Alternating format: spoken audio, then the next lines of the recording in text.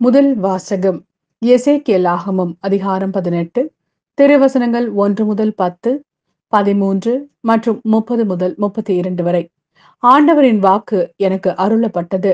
புளித்த திராட்சை பழங்களை பெற்றோர் தின்ன பிள்ளைகளின் பல் கூசிற்றாம் என்னும் பழமொழியை இஸ்ரேல் நாட்டை குறித்து நீங்கள் வழங்குவதன் பொருள் என்ன? என்மேல் ஆணை என்கிறார் தலைவராகிய ஆண்டவர். இப்பழமொழி இஸ்ரேலில் உங்களிடையே வழங்கப்படாது. உயிர் அனைத்தும் எனக்கே சொந்தம். பெற்றோரின் உயிர் என்னுடையது, பிள்ளைகளின் உயிரும் என்னுடையதே. பாவம் செய்யும் உயிரே சாகும். ஒருவன் நேர்மையாளனாய் இருந்து நீதியையும் நேர்மையையும் கடைபிடித்தால் மலைகளின் மேல் உண்ணாமலும் இஸ்ரேல் வீட்டாரின் சிலைகளை நோக்கி தன் கண்களை ஏறெடுக்காமலும் பிறன் மனைவியை கரைப்படுத்தாமலும் தீட்டுள்ள பெண்ணை நெருங்காமலும் இருந்தால், அடுத்திருப்பவனை ஒடுக்காமலும் கொள்ளையிடாமலும் இருந்து கடன் வாங்கியவனுக்கு அடைமானத்தை திருப்பி கொடுத்து பசித்தவனுக்கு தன் உணவை பகிர்ந்தளித்து ஆடையின்றி இருப்பவனுக்கு ஆடை அணிவித்து இருந்தால், வட்டிக்கு கொடாமலும் கொடுத்ததற்கு அதிகமாய் பெறாமலும் இருந்து தன் கையால் அநீதி செய்யாது விலகி மனிதரிடையே எழும் வழக்குகளுக்கு நீதியுடன் தீர்ப்பளித்தால், என் நியமங்களையும் நீதி நெறிகளையும் கடைபிடித்து உண்மை உள்ளவனாக நடந்து கொண்டால் அவன் நீதிமான் ஆவான்.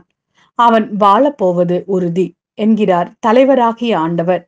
ஆனால் அவனுக்கு பிறந்த மகன் கட்டுக்கடங்காதவனாயும் இரத்தம் சிந்துபவனாகவும் முன் சொல்லியவற்றுள் ஒன்றை பிறருக்கு செய்பவனாகவும் இருந்தால், வட்டிக்கு கொடுப்பவனாகவும் கொடுத்ததற்கு அதிகமாக வாங்குபவனாகவும் இருந்தால் அவன் அழிவானோ? அவன் வாழமாட்டான். அருவருப்பான இவற்றை எல்லாம் அவன் செய்துள்ளதால் அவன் சாவது உறுதி. அவனது இரத்தப்பழி அவன் மேலேயே இருக்கும். எனவே இஸ்ரேல் வீட்டாரே, ஒவ்வொரு மனிதரையும் அவருடைய வழிகளை கொண்டே நான் தீர்ப்பிடுவேன் என்கிறார் தலைவராகிய ஆண்டவர். மனம் மாறி உங்கள் குற்றங்கள் அனைத்தையும் விட்டு விலகுங்கள். அப்போது தீமை உங்கள் வீழ்ச்சிக்கு காரணமாய் இராது. எனக்கு எதிராக நீங்கள் இழைத்த குற்றங்கள் அனைத்தையும் விட்டுவிடுங்கள். புதிய இதயத்தையும் புதிய மனதையும் பெற்றுக்கொள்ளுங்கள். இஸ்ரேல் வீட்டாரே, நீங்கள் ஏன் சாக வேண்டும்? எவருடைய சாவிலும் நான் இன்பம் காண்பதில்லை என்கிறார் தலைவராகிய ஆண்டவர். எனவே மனமாறி வாழ்வு பெறுங்கள். இது ஆண்டவரின் அருள்வாக்கு.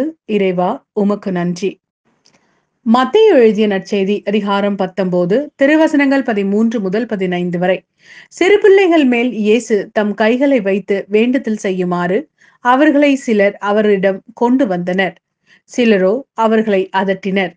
ஆனால் இயேசு, சிறு பிள்ளைகளை என்னிடம் வரவிடுங்கள், அவர்களை தடுக்காதீர்கள், ஏனெனில் விண்ணரசு இத்தகையோருக்கே உரியது என்றார்.